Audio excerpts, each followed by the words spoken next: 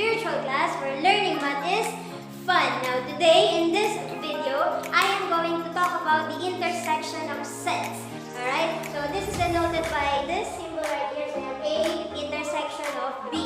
Okay, unlike the union of sets, the intersection of sets, all we have to do is just to check kung meron bang common na element yung dalawang given na sets. Alright, so without further ado, let's start the discussion. So buckle up because you're in for another fun math ride.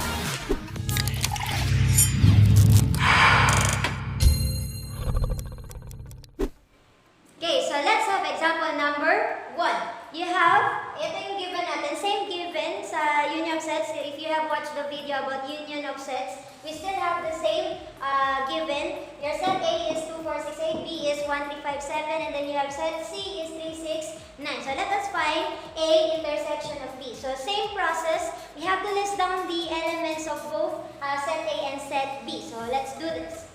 We have, for set A, that is 2, 4, 6, 8. And then as for, this time we're going to use this symbol right here. So this is for intersection. B consists of the elements 1, 3, 5, and 7.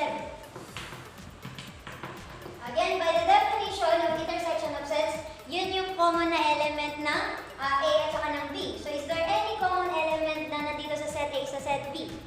Okay, obviously, hindi sila nag-share ng common na elements. Therefore, A intersection B is equal to a null set. Okay? So, or we can use simply an empty pair of brackets. So, that's the answer for A intersection.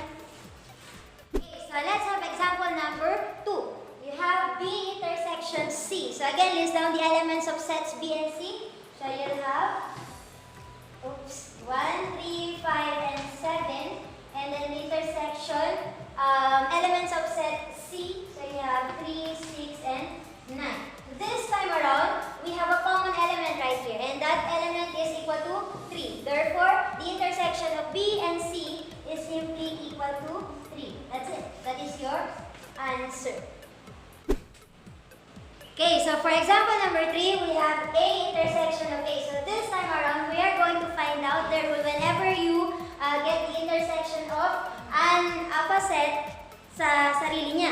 Okay? So again, list down all the elements of A. So you have 2, 4, 6, and 8. And then, we are going to get the intersection of these elements dito sa set A din. We have 2, 4, 6, and 8. But since all of the elements are common, kasi nga, kinuha natin yung intersection ng A na tsaka ng sarili niya, therefore, meaning, the intersection of a set, given set, and itself is just itself. Okay, so the answer for this one is just 2, 4, 6, and 8, which is simply your set A. Okay, so for example number 4, you have set B intersection the universal set. So hindi na natin, ito mabilis na logic na lang. Since every set is a subset of the universal set, ibig sabihin nun, all the elements of B is also elements of the universal set. So therefore, the intersection of the universal set and your set B is simply equal to set B. All the elements na nasa set B ninyo. Okay? Yun lang yung sagot niya. Okay, next. For example number 5, last example natin, so you have A intersection quantity B union C. So as you can see, meron naman tayong presence ng ng parenthesis dito. So, ibig sabihin, we are going to get the, the union of sets B and C. And then, right after that, titingnan natin kung meron silang common element or intersection with set A. So, let us list down the elements of set A. So, we have 2, 4, 6, and 8. And then, intersection, lagyan natin ng brace dito para alam natin na yun yung unahin natin. So, you have, for B, you have 1, 3, 5, and 7. Combining this one to the elements na na-I C, you have 3, 6, and 9. Okay, so you have 2, 4, 6, 8. Just bring down the elements of set A. Intersection. Now, combine this one, get the union of set B and set C. So, again, meron silang common na number. Hindi na natin yan, isang beses lang natin isusulat. So, therefore, the answer for this one is 1, 3, 5, 6, 7, and 9.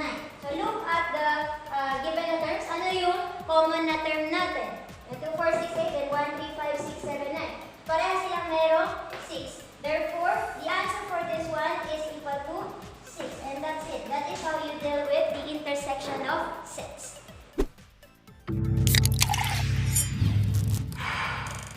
Okay, so that's it mga Mathsters. Again, intersection of sets.